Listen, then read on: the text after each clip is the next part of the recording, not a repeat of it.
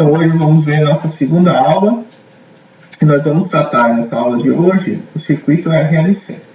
Na nossa primeira aula, a gente viu o circuito LC, que era um circuito formado por um indutor e um capacitor.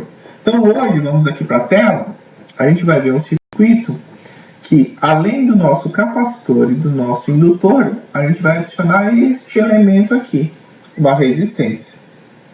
Bom, observem que também temos uma fonte aqui, só que essa fonte, ela simplesmente, a utilidade dela é alimentar este capacitor. Ou seja, quando a gente fecha esse circuito aqui, a fonte começa a fornecer uma carga para o nosso capacitor, né? Então, observem aqui a carga positiva e a carga negativa. Após o capacitor estar carregado, a gente pega essa chave aqui e fecha ela no ponto 2, aqui, certo? E o que vai acontecer agora? Porque agora nós temos o nosso circuito RLC, tá? Porque essa fonte aqui, ela está em aberto, então a gente pode tirar ela aqui do sistema e nós temos esse circuito aqui formado por um capacitor, um indutor e uma resistência, certo? Bom, se vocês lembrarem, e se não lembrarem, é só voltar no vídeo 1, o que acontece quando a gente tem só um capacitor e um indutor, né? Então acontece que esse capacitor ele começa a descarregar e vai gerando um campo magnético no indutor, e aí depois o indutor o capacitor volta a carregar, o campo magnético do indutor vai diminuindo, e a gente vai ter um momento que a gente tem a carga máxima no capacitor, campo zero no indutor, então temos um outro momento que a gente vai ter o capacitor com nenhuma carga e o campo máximo no indutor, e vai ter os momentos intermediários, certo? E a gente calculou o período de oscilação, quanto tempo leva para voltar ao ciclo, o primeiro ciclo e assim por diante, tá? Agora, observe que quando a gente vem aqui e adiciona este elemento aqui, essa resistência, no momento que a corrente começa a passar aqui na resistência, a gente tem que lembrar que nós vamos ter um fator dissipativo que é I quadrado R, certo? Então, observe que se lá no circuito LC nós tínhamos a conservação da energia, a energia total do sistema nunca mudava, ou ela estava toda a energia armazenada na forma de campo elétrico, de campo magnético, ou então uma mistura dos dois, né? Energia magnética e energia elétrica. Agora a gente vai ter todo momento que nós temos uma corrente passando aqui, nós temos essa dissipação da energia. Então vai chegar o momento que toda a energia vai ser dissipada, certo? Bom, então agora, o que acontece quando a gente tem esse elemento e a gente fecha esse circuito e começa a ver uma corrente passando por ele? O que vai acontecer? Pode acontecer três casos. O primeiro caso é esse caso mostrado aqui em amarelo, que a gente chama de subamortecido, tá? Então o que acontece? Neste momento aqui, né? Neste momento aqui, vamos só mudar esta cor aqui.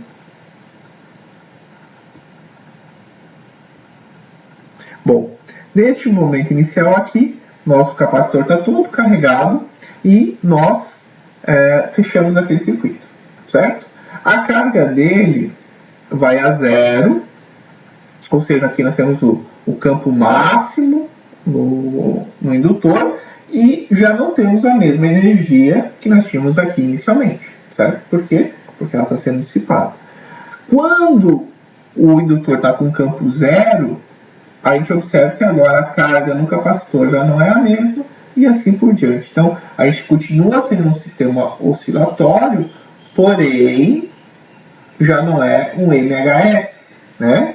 É o que? O que nós vamos ter aqui é um movimento harmônico amortecido. Opa! Amortecido. Certo? Bom, então isso é algo que pode acontecer no nosso circuito, no nosso sistema. E o que define se vai acontecer um movimento subamortecido ou criticamente amortecido ou depois superamortecido vai depender do nosso elemento novo. Quem que é o nosso elemento novo no circuito? A resistência, tá? Então, este fato aqui, né, você tem um subamortecido, um fenômeno subamortecido, quando a resistência ela é relativamente baixa. Depois nós vamos definir o que é uma resistência baixa. Né? Porque não vou dizer, é grande, pequena, mas em relação ao quê? Então, a gente vai definir daqui a pouquinho o que seria uma resistência baixa. Existe um momento que essa oscilação ela para de acontecer e a carga vai a zero mais rapidamente, certo? A gente vai ver, e este fenômeno se chama criticamente amortecido. E também existe um outro, pode acontecer um outro fenômeno, que é essa carga, ela também não oscila, mas ela vai a zero mais lentamente que o criticamente amortecido, que a gente chama de superamortecido. Tá? Então, quando a gente tem o circuito R, L e C, a gente pode ter esses três casos. Subamortecido, nós temos a carga, ela vai a zero oscilando. Nós temos o criticamente amortecido, que a carga vai a zero rapidamente. E o superamortecido, que ela vai a zero sem oscilar, mas leva mais tempo para ir a zero que no criticamente amortecido. Tá? Bom, então agora, né, eu repeti as figuras para a gente tentar encontrar uma equação e mostrar esses gráficos de onde que eles saíram. Tá? Então, se a gente pegar o nosso circuito aqui, tá? Então, vamos pegar aqui este daqui. Nós pegarmos como exemplo esse nosso circuito aqui, agora inicialmente carregado, e nós vamos simular, né? Vamos considerar uma corrente nesse sentido, a corrente real é nesse sentido, mas estrategicamente eu quero considerar nesse sentido, e a gente pode, no fim de cálculo, a gente pode colocar a corrente em qualquer sentido, desde que a gente seja coerente com essa escolha, tá? E nós vamos pegar, né, também uma trajetória nesse sentido também.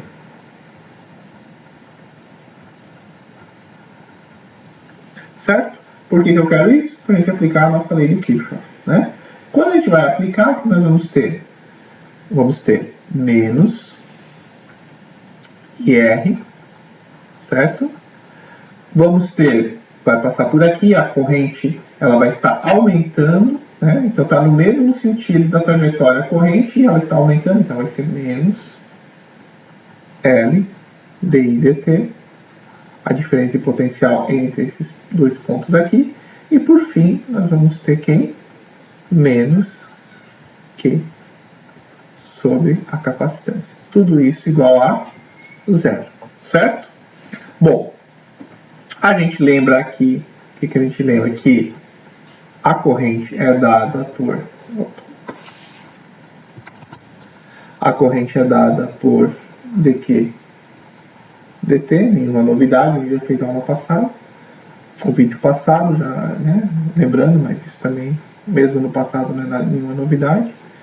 Nós vamos ter, então, R dq dt mais L d2q dt2 menos Q sobre C, tudo isso igual a zero.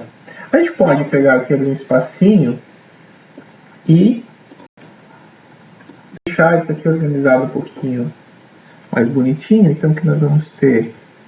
Vamos dividir todo mundo por L e todo mundo por... Não, vamos dividir só todo mundo por L, né? Aí aqui a gente vai ter D2 Q dt2 mais R dividido por L dq dt menos Q dividido por... Opa! Dividido por L... Ah, mas aí não ficou bom, né? Dividido por L C. Tudo isso igual a zero, e aqui é mais porque a gente multiplicou tudo. Opa! Tem aqui um probleminha também. Aqui... Não, eu já multipliquei tudo por menos 1, né? Então já ficou tudo mais, e aí essa equação aqui, tá? Ela tem uma solução que não é única. E a gente vê que a solução não pode ser única porque a gente tem lá algumas situações diferentes que podem acontecer, tá? Então, nós vamos nos ater e nós vamos resolver aqui, né? Você pode usar o método que você bem achar interessante para resolver essa equação diferencial, mas o que a gente vai ver aqui, o que acontece quando nós temos um R pequeno, tá? E aí a gente vê qual é a solução e aí tentar explicar e para até onde que essa solução é válida, tá? Então, quando tem um R pequeno, nós vamos ter o caso subamortecido, ou seja, que a nossa carga ela vai ir até zero, mas ela vai oscilando com uma certa frequência. E a solução para essa nossa equação diferencial, que nós chegamos aqui através da lei de Kirchhoff, é dada por essa expressão aqui. Ah, mas será que essa expressão dá? Não, é simples, né? Dúvida, aí já serve uma tarefinha para vocês. Derivem essa equação aqui duas vezes, né? Aí soma, deriva mais uma vez no tempo, e aí substitui tudo aqui, e vocês vão ver que deve bater.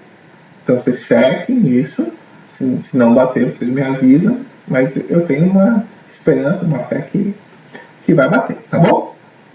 Então olha só, aqui nós vamos ter, vamos ter uma constante, né, que representa a amplitude máxima, a nossa carga máxima inicialmente. Vamos ter uma outra constante aqui, que é aquela constante de fase, que a gente já viu, que vai depender das condições iniciais do teu sistema, a gente já viu na aula anterior, tá? E aí, esse comportamento a gente consegue tirar, se vocês lembrarem, tá? O que nós temos aqui? Nós temos a amplitude aqui, né? E nós temos algo muito parecido que nós tínhamos anteriormente, onde que essa aqui é a frequência angular de oscilação, certo? Então a nossa frequência angular nós podemos substituir, lá na aula anterior era ômega, agora vamos substituir por ômega linha, né? Então o nosso ômega linha, nossa frequência angular, vai ser dada por essa expressão aqui. A raiz disso tudo aqui, 1 sobre LC menos R quadrado dividido por 4L ao quadrado, tá? A gente faz essa expressão aqui e nós vamos ter a frequência angular desse nosso sistema, tá? Agora observe que a gente pode ver algo interessante. O que acontece quando 1 sobre LC for igual a R quadrado sobre 4L ao quadrado? Por que isso? Porque quando a gente tiver essa igualdade no nosso sistema, ou seja, quando o meu indutor do sistema vezes o capacitor, o inverso disso, for igual a resistência ao quadrado dividido por 4 vezes a indutância ao quadrado, nós vamos ter este termo aqui, ômega linha, vai ser igual a zero.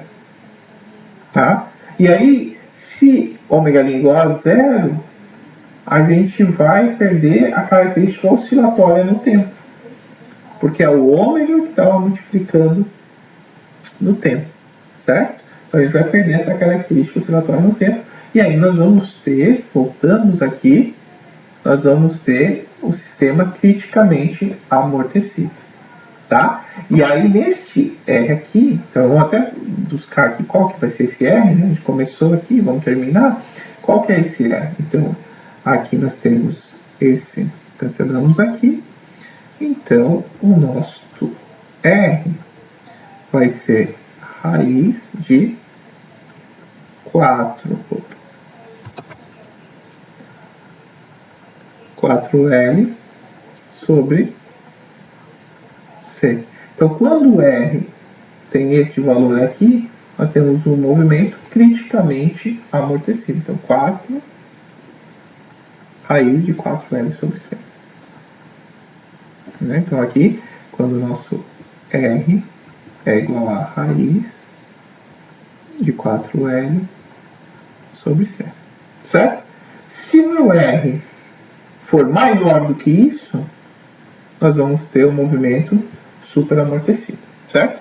Então, o que a gente tem?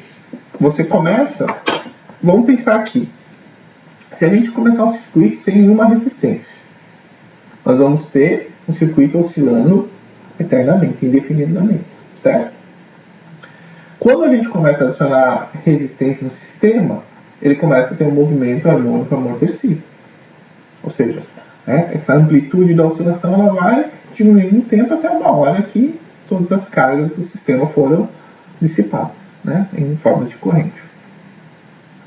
Bom, vai chegar um momento que nós temos, e nós continuamos aumentando R, vai chegar um momento que nós não vamos ter mais esse sistema oscilatório.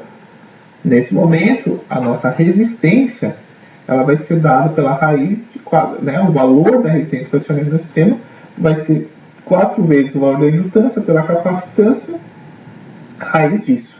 E aí meu sistema para de oscilar. Depois disso, o superamortecido vai ter outra equação que define ele, que a gente não vai definir aqui.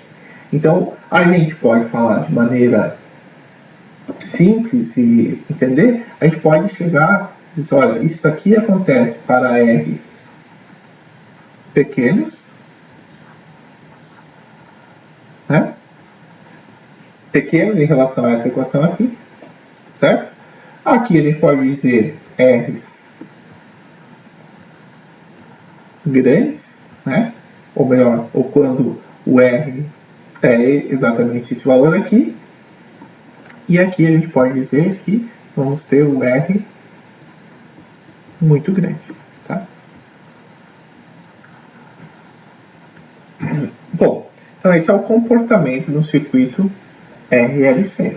Ou seja, observem que a gente consegue mudar a frequência de oscilação do sistema através de uma resistência, certo? Então, observem que quando a gente olha essa nossa equação aqui, essa equação circulada em branco aqui, eu consigo manipular essa resistência de oscilação para o que eu quero. Esse meu sistema tem um indutor e um capacitor e está oscilando numa frequência de 300 Hz. Né? Eu quero diminuir essa frequência. Como é que eu faço? Opa, vou adicionar uma resistência. Qual resistência? Aí nós vamos calcular, certo? Então, para a gente finalizar esse trecho, vamos aqui para uma partezinha, eu separei um exercício que tentar deixar mais claro esta parte, tá? Então vamos ver aqui o que nós temos, né? Então, olha, qual deve ser o valor da resistência R para que a frequência das oscilações do circuito RLC seja igual à metade da frequência do circuito não amortecido? Opa, então o que ele está dizendo aqui? Qual o valor da resistência R que eu vou adicionar no meu sistema para que a frequência das oscilações do circuito RLC seja igual à metade da frequência de um não amortecido? Ou seja, o não amortecido, nós temos o ômega, certo? Então isso aqui é a frequência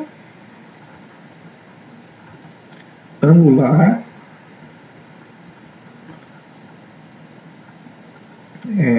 não amortecido. E o nosso ômega' vai ser a frequência angular amortecida. Certo? Bom, o que a gente quer aqui? A gente quer que a frequência do nosso ômega, nossa frequência angular, seja a metade da frequência do sistema não amortecido. Ou seja, geralmente isso acontece o quê? Eu tenho um sistema e eu quero diminuir a frequência dele por algum motivo pela metade. Então, como que a gente faz isso? Nós vamos adicionar uma resistência. Qual é o valor dessa resistência que eu devo adicionar? Tá? Então, por exemplo, se nosso ômega' ele vai ser quem? Vai ser raiz de 1 sobre LC menos, aqui vamos ter que lembrar aqui, né? R quadrado sobre 4R quadrado. R quadrado dividido por 4L ao quadrado. Tudo isso aqui vai ser igual, e aqui nós temos que lembrar agora, nós temos que lembrar qual que é a frequência angular no sistema não amortecido. De novo, é só buscar o nosso vídeo anterior, mas eu antecipo aqui para vocês, é 1 sobre raiz de 1 sobre LC. Tudo bem? Então fica aqui, raiz de 1 sobre LC. Elevamos ao quadrado. Opa, só faltou aqui, uma metade aqui. Elevamos ao quadrado. Quando a gente elevar ao quadrado, esse nosso sistema, deixa eu pegar uma outra cor aqui para dar uma mudada, e vamos aumentar esse espaço aqui, né?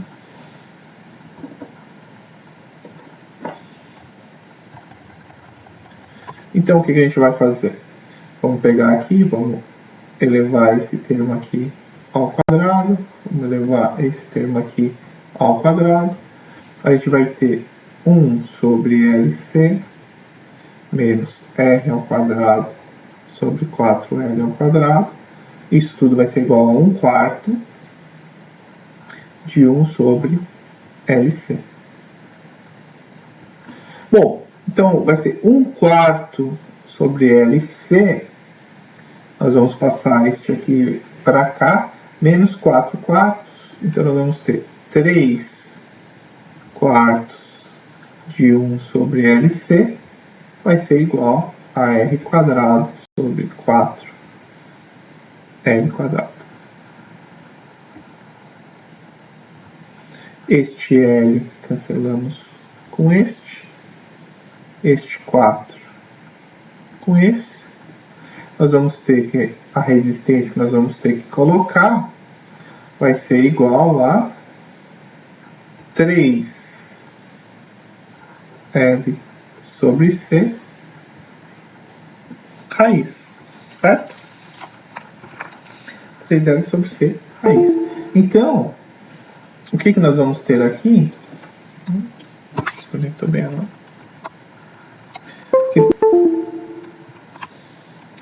O que a gente tem aqui, tá? Então, se eu tenho um circuito com uma certa oscilação angular e eu quero diminuir, não, um circuito LC com uma certa frequência angular e eu quero diminuir ela pela metade, basta eu pegar o quê? Eu pegar qual é o valor da indutância do meu indutor, qual é o valor da capacitância do meu capacitor, fazer a indutância pela capacitância um pelo outro, multiplica por 3, tira a raiz e opa, se eu colocar esta resistência, vai dar certo. Então, por exemplo, se a gente, vamos lá, vamos fazer algo rápido aqui e a gente finaliza essa parte. Se eu tiver um L de 100 milihenry, nós tivermos um C de 1 microfarad, certo? Olha só, isso aqui vai nos dar, né, um ômega, vai ser raiz de 1 sobre LC, pegando a calculadora aqui, nós vamos ter 100 expoente da menos 3 vezes 1 expoente da menos 6 raiz, tá? Nós vamos ter uma frequência angular de 3.162 radianos por segundo, tá? Agora eu pergunto para vocês, qual é a resistência se eu quiser uma frequência angular, né? Ou seja, bom, a gente pode fazer qual a resistência que eu tenho que colocar para ter uma frequência angular que é metade desse valor. Então, se eu adicionar uma resistência, vamos colocar aqui. Então, se a gente adicionar uma resistência no valor de 3 vezes L sobre C, fazendo esta conta aqui, 3 vezes a menos 3 dividido por a menos 6 raiz, né? Se eu colocar uma resistência de 548 ohms no meu sistema, eu vou ter uma frequência de oscilação, não preciso nem calcular, que vai ser 3.162 dividido por 2, né? De 1.581 radianos por segundo, né? Ou seja, observem que se a gente tem um sistema que eu quero mudar a frequência de oscilação dele, eu posso adicionar uma resistência, e aí eu sabendo quanto que eu quero mudar essa minha frequência, eu acho certinho qual o valor da resistência que eu devo adicionar. Então nesse exemplo aqui, onde que eu tinha só um capacitor e um indutor, eu tinha essa frequência de 3.162 radianos por segundo, e eu quero diminuir essa frequência de oscilação pela metade, basta eu adicionar uma resistência no meu circuito de 548 ohms. E aí eu faço com que a frequência de oscilação do meu sistema caia pela metade. Tá? Então isso que é interessante, por isso que legal saber que quando a gente coloca um elemento de resistência no nosso circuito de oscilação, ele vai ter seu movimento harmônico amortecido, mas o importante é que, primeiro, não existe um sistema ideal que você não tenha resistência, certo? O próprio indutor vai ter resistência, os fios vão ter resistência, o capacitor não é ideal, então todo o sistema tem. Mas é legal também ver que ter esse conhecimento é útil porque você consegue mudar a resistência do teu sistema, tá? Então mudar a resistência do sistema também, mas o que você consegue é mudar a frequência de oscilação do sistema planejadamente. Então eu quero modificar essa frequência. Tudo bem, basta eu adicionar uma resistência X, uma resistência Y, tá? Então essa é a ideia. Então a aula hoje é mais curta, mas a ideia principal é o quê? É entender que quando você adiciona uma resistência no seu sistema LC, ou seja, você tem o sistema RLC, primeiro, o sistema não vai mais oscilar eternamente, a não ser que você coloque uma fonte junto ali, dando o que precisa, mas não é esse o caso, né? Então ele não vai oscilar eternamente, ele vai diminuindo, vai ser um movimento harmônico amortecido, tá? Então isso é primeiro, entender que você vai ter a dissipação de energia. Segunda parte, que você consegue, através da resistência, controlar a frequência de oscilação do teu sistema, tá? Então você aumentando a resistência. E outra, você consegue fazer com que o teu sistema não oscile também, né? Para a gente finalizar, porque se você começar a adicionar uma resistência muito grande, a gente já viu que você vai cair nos movimentos não oscilatórios, tá certo? Então assim finalizamos a parte do circuito LC na aula 1 e a aula de hoje no circuito RLC. A nossa próxima aula agora nós vamos entrar em circuitos de corrente alternada.